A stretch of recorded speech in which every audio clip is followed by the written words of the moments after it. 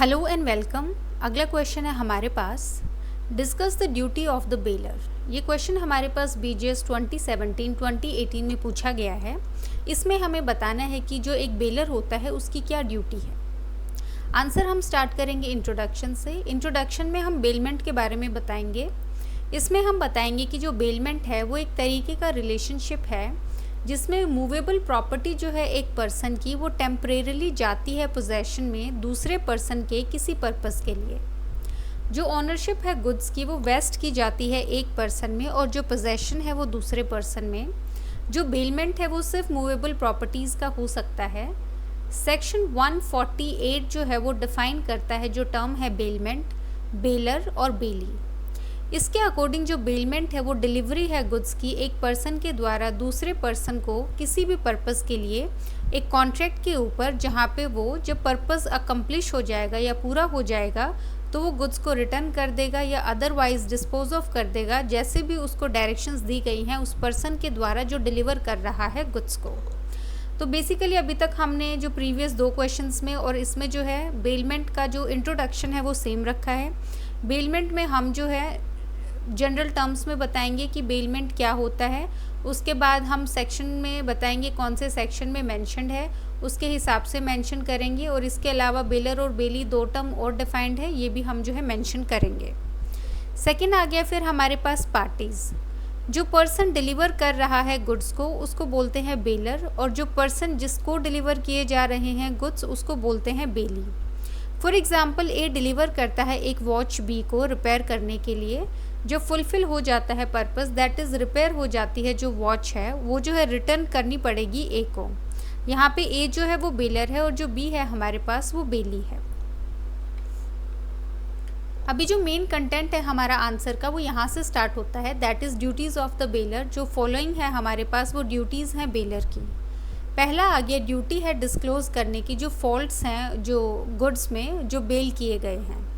तो सेक्शन 150 जो है हमारे पास वो प्रोवाइड करता है कि बेलर जो है वो बाउंड है कि वो डिस्क्लोज करेगा, बताएगा बेली को क्या क्या जो फॉल्ट्स हैं गुड्स में जो बेल किए गए हैं, जिसमें जो जिसके बारे में जो बेलर है वो अवेयर है, उसको जानकारी है कि ये जो है फॉल्ट्स हैं इन गुड्स में, और जो मटीरियली इंटरफेयर करेंगे जो यूज़ है उन गुड्स का, या फिर एक्सपोज करेगा बेली को जो एक्स्ट्रा ऑर्डिनरी रिस्क हैं उसके साथ, और वो अगर ऐसा डिस्क्लोजर नहीं करता है तो वो रिस्पॉन्सिबल होगा किसी भी डैमेज के लिए जो अराइज होता है बेली को डायरेक्टली उन फॉल्ट्स की वजह से। इसमें इलस्ट्रेशन है हमारे पास, जैसे ए ने लैंड किया एक हॉर्स जहाँ पे उसको पता था कि वो विशियस है बी को। उसने डिस्क्लोज नहीं किया फैक्ट कि जो हॉर्स है वो विशियस है। यहाँ पे घोड़ा जो है वो भाग जाता है और बी जो है उसको इंजर कर देता है, तो बी को जो है थ्रो कर देता है और वो इंजर हो जाता है। यहाँ पे ए रिस्पॉन्सिबल होगा बी को जो डैमेजेस उसने सस्टेन किए हैं।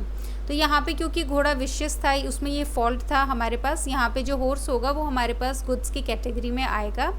तो यहाँ पे क्योंकि फॉल्ट के बारे में जो हमारे पास बेलर था वो अवेयर था और उसने बेली को नहीं बताया है, तो यहाँ पे वो लाइबल होगा इस चीज़ के लिए। सेकंड आ गया ड्यूटी जो है बियर करने की एक्सपेंसेस जो बेलमेंट के। सेक्शन 158 प्रोवाइड करता है कि बेली एंटाइटल्ड है रिकवर करने के लिए बेलर से जो नेसेसरी एक्सपेंसेस हैं जो पर्पस ऑफ बेलमेंट के लिए। तो जो बेलमेंट के लिए जो भी एक्सपेंसेस होंगे वो भी बेलर जो है वो पे करेगा। थर्ड आ गया ड्यूटी है प्रोवाइड करने की क्लियर इंस्ट्रक्शंस।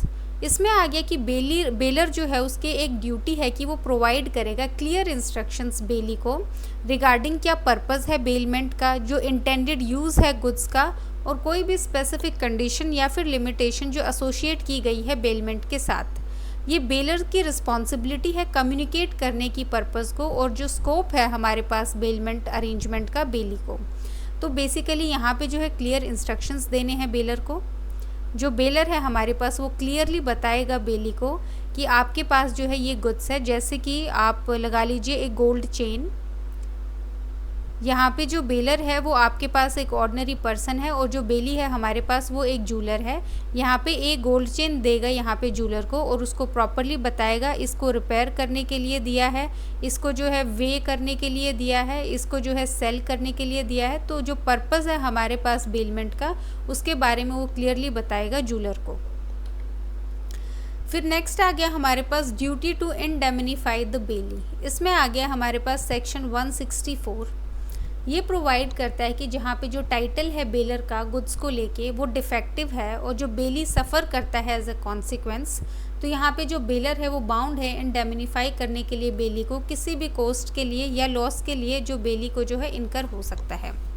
स्पेसिफिकली जहाँ पे हमारे पास डिफेक्ट होता है टाइटल में, वहाँ पे जो हमारे पास मोस्टली थेफ्ट के केसेस होते हैं, जहाँ पे किसी ने चोरी की है, कोई थीफ है, उसने जो है बेलमेंट कर दी है किसी फॉर इंस्टेंस गोल्ड चेन की या कार की या फिर बाइक जो उसने चुराई है जो हमारे पास बेली को, और यहाँ पे उसको जो है पुलिस आती है, चेक करती है, उसको बाकी नुकसान होता है, शॉप बंद करवाती है, जो भी सर्च करती है, तो इसकी वजह से जो भी बेली को जो नुकसान होगा उसके लिए जो बेलर है वो उसको इंडेमनीफाई करेगा।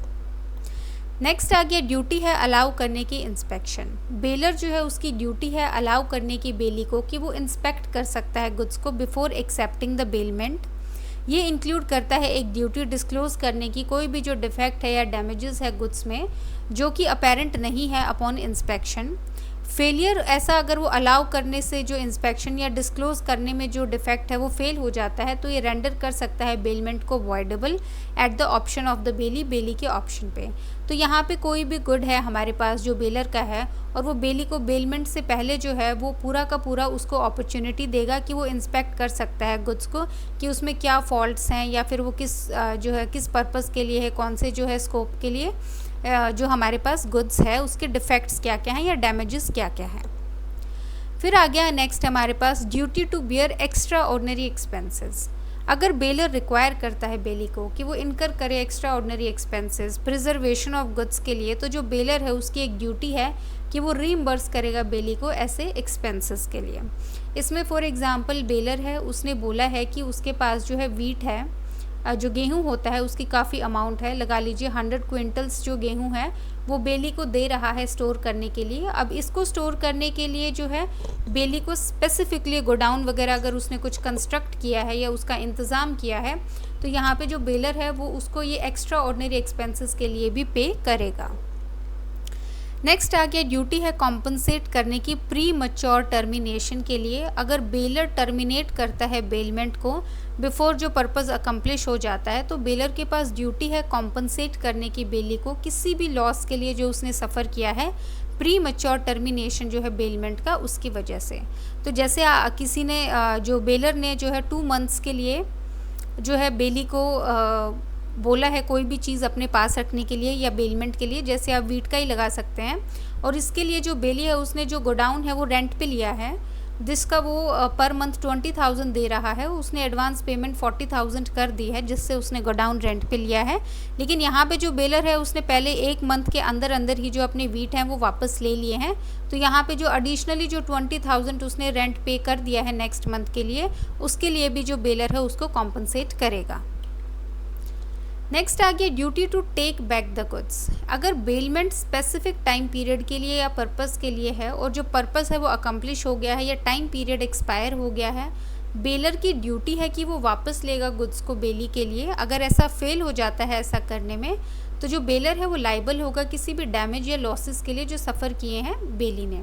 यहाँ पे हम प्रीवियस एग्जाम्पल को कंटिन्यू कर सकते हैं जहाँ पे बेलर ने बेली को वीट दिया है रखने के लिए और उसने जो है 3 मंथ्स के लिए रखा है, एडवांस जो है उसने पेमेंट कर दी है, फॉर एग्जांपल 60,000 की जो है गोडाउन का उसने रेंट दे दिया है, और यहाँ पे जो है 3 महीने होने के बाद भी 4th मंथ तक जो है बेलर ने वापस नहीं लिया है जो अपना गुड्स है, तो यहाँ पे जो एडिशनली वो रेंट पे करेगा नेक्स्ट मंथ के लिए दैट इज़ 20,000, ये भी जो है बेलर उसको पे करेगा क्योंकि यहाँ पे उसकी ड्यूटी है वो गुड्स वापस लेने की आफ्टर 3 मंथ्स।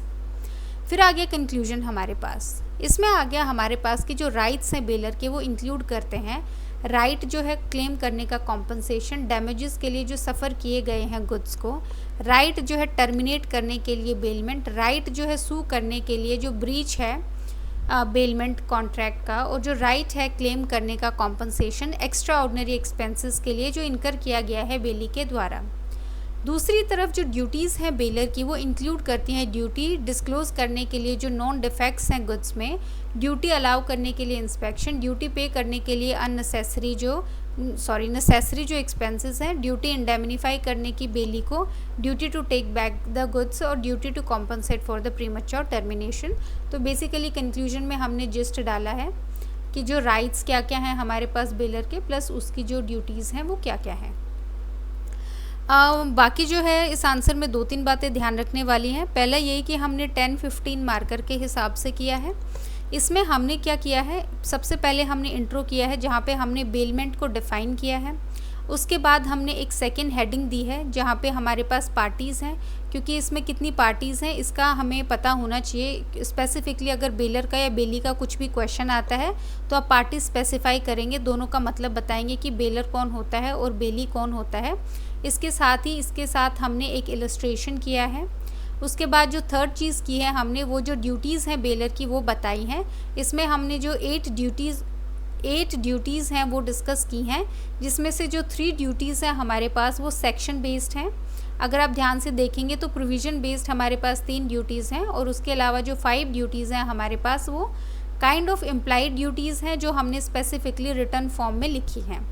उसके बाद जो है हमने फोर्थ चीज़ जो है वो हमने कंक्लूजन की है, जहाँ पे हमने राइट्स का और उसकी जो ड्यूटीज़ हैं इन दोनों का जो जिस्ट है वो जो है लास्ट में बताया है।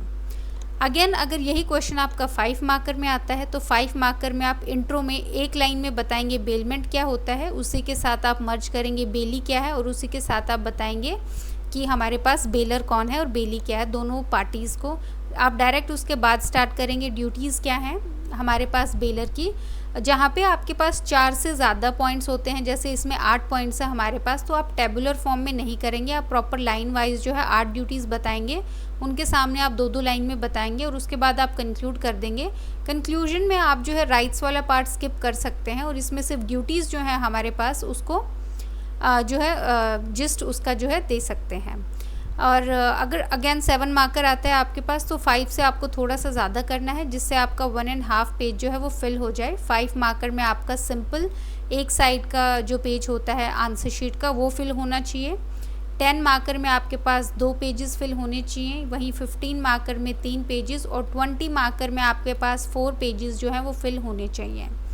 तो ऐसे स्मार्टली आप थोड़ा सा क्रिएटिवली मोल्ड करेंगे अपने आंसर को। बाकी जो है इस आंसर में हमने सब कुछ इंक्लूड कर लिया है। So thank you.